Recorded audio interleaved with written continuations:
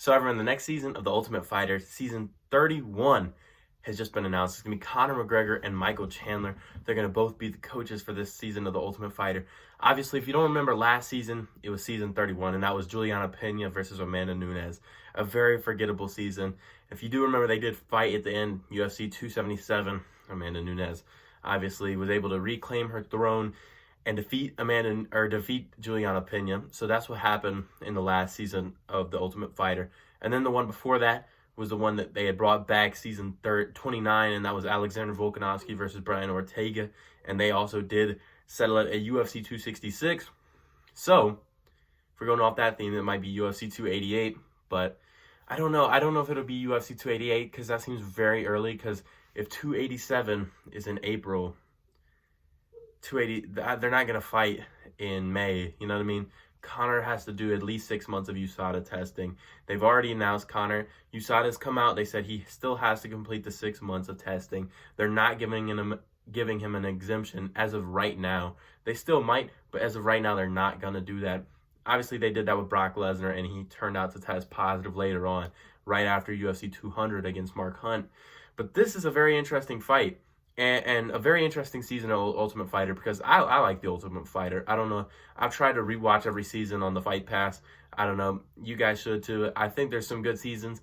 As of recently, they've definitely been slipping. You know, the beefs have not been as good as in the past. Obviously, this is Conor McGregor's second time on it. He coached against Uriah Faber in the original season of the Ultimate Fighter. In the original time he did film the Ultimate Fighter. And that was obviously an interesting concept, Europe versus USA.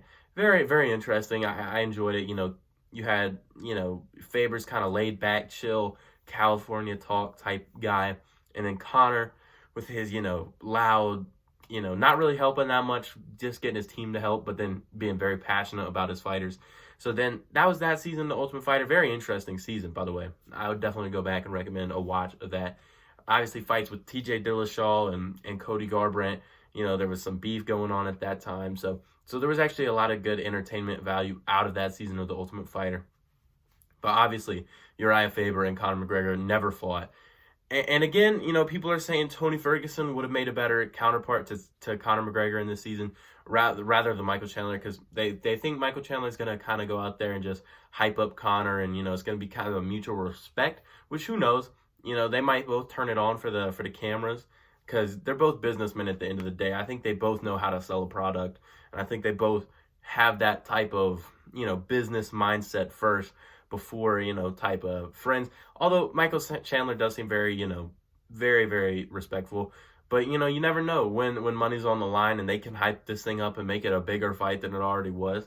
Because this does have potential to sell a lot of pay-per-views.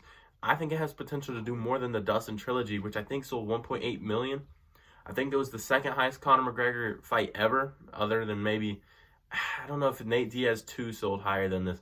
Although I do know it is more than the first Dustin Poirier fight, right?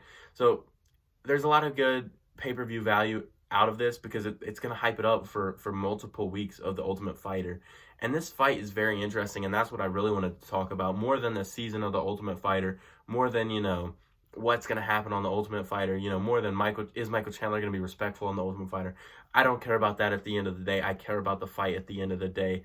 And this is going up, Conor McGregor is on a losing streak here. He's lost 2 times in a row, both to Dustin Poirier.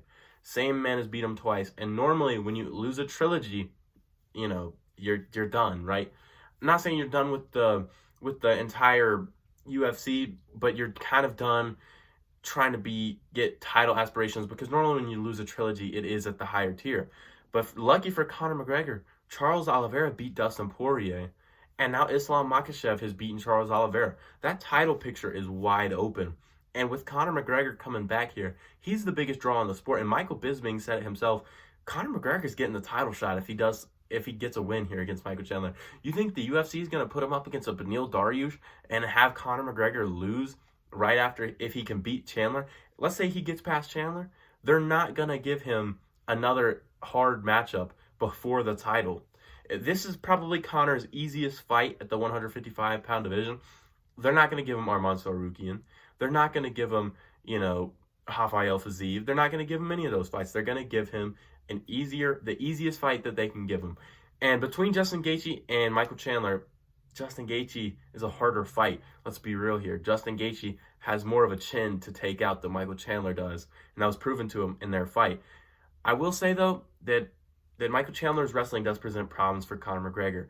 However, Michael Chandler is a little bit like Josh Emmett. He does not seem to use his wrestling. He only seems to use it when he gets hurt, which is why I do believe he will use it. Because I think in the first round of the Conor McGregor versus Michael Chandler fight, Conor McGregor is going to come out there blazing. They're both going to come out there blazing. That's why it's a very interesting fight. You know, Michael Chandler is coming off that loss to Dustin Poirier, which you could argue he was ahead in. If you argue that second round was a 10-8 round, Michael Chandler is ahead in that fight. Right? He totally controlled Dustin Poirier in that second round of their fight.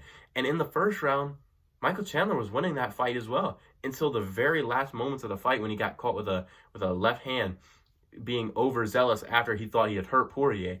Michael Chandler was winning that round too. Michael Chandler was up 2 rounds and then he lost that first round, but he was up in both those rounds, and then he goes out there and gets submitted obviously in the third round. And then right before that though, he had that crazy knockout win over Tony Ferguson, and if he had beaten Dustin Poirier, they would have been giving him the title shot, you know. So I believe they will give Conor McGregor the title shot if he wins. If Michael Chandler wins, they're probably going to also try and give him the title shot. It depends on how this fight goes. It's going to be a very interesting fight. I think that Conor McGregor is going to go out there and hurt Michael Chandler. I think Michael Chandler is going to be able to grapple Conor McGregor. I think Conor's going to defend some takedown, but I do think Conor will get taken down. And I think Michael Chandler will be able to control him on the ground when Michael Chandler is indeed hurt. I also predict a knockout in the later stages for Michael Chandler. I just think Michael Chandler has just been in those wars, and I know people comment on his chin, and I know his chin is obviously not the best. He got caught by Charles, he got caught by Justin Gaethje, he got caught by Dustin Poirier. He got caught by Tony Ferguson. He's been caught in pretty much every UFC fight he's had other than the Tony Ferguson, or other than the Dan Hooker fight, his UFC debut. He's been caught in all of them. So I know there's an argument to say that Conor McGregor can go out there and tag Michael Chandler and put him and knock him out cold with one shot, which is indeed possible. But I just think Michael Chandler, right now as an early prediction, I think I have to go with Michael Chandler because I think there's more ways he can win this fight. I think he can win by submission. I think he can win by just decision and just out-grappling him for 5 rounds. And I think he can also win by knockout. I really do. I think if he goes out there, takes Conor McGregor down for, let's say, the first 2 rounds, he could go out there, tire out Conor McGregor, and then in that 3rd and 4th round, maybe hurt Conor McGregor. But also, we do overrate Conor McGregor's cardio issue. I don't know if that's as bad as everybody acts like. The only really time he's gassed out in a fight has really only been the Nate Diaz fight. The first Nate Diaz fight. If you go back to it, that second Nate Diaz fight, he was in it for 5 rounds. I know he was running away in the later rounds of the fight, but he was still there. Then in the Khabib Nurmagomedov fight, he was able to, kind of stay there. He was up. He won the 3rd round off Khabib Nurmagomedov, which is very, very, very crazy to me because nobody wins rounds against Khabib like that, especially after they've been mauled the way Conor got mauled in the 2nd round. So he goes out there, and I don't know. I think his cardio issue is totally overblown. He took Chad Money Mendez and got grappled for 2 rounds and actually out-tired Chad Mendez. Chad Mendez got tired in that fight. I could see this fight playing out very similar to the Chad Mendez fight because Michael Chandler is kind of just like Chad Mendez. I'm going to be honest. He's an orthodox fighter that has good wrestling and explosive power, but he's just like Chad Mendez. Now, I don't know if we think Conor loses to a Chad Mendez now because we have seen Conor knocked out. At that time, we'd never seen Conor get knocked out or hurt, so we didn't really see, can Conor even be hurt like that? Now we know, Conor, he's there to be knocked out. Dustin Poirier got him. Khabib dropped him.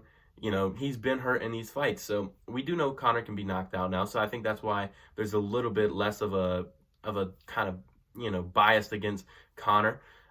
I think that this is a very even fight. I think the betting odds reflect that. It's supposed to be 50-50. I think it's -110 and -110. It's a pick'em fight according to Las Vegas. So I'm saying it's a very even fight. It just depends on who you think is going to find that shot. I think Michael Chandler is going to be able to tire out Conor McGregor and get the shot in the later rounds. Let me know what you guys think. I'll be very excited to hear your guys' predictions. I'd love to hear it. Drop them in the comments if you have any. I want to hear your predictions. Tell me also how you guys think this season of the Ultimate Fighter will play out. Do you think that Michael Chandler will be respectful of Conor McGregor? Do you think Conor McGregor will be respectful of Michael Chandler? Let me know. Put it in the comments below. Thank you so much for watching. Peace out.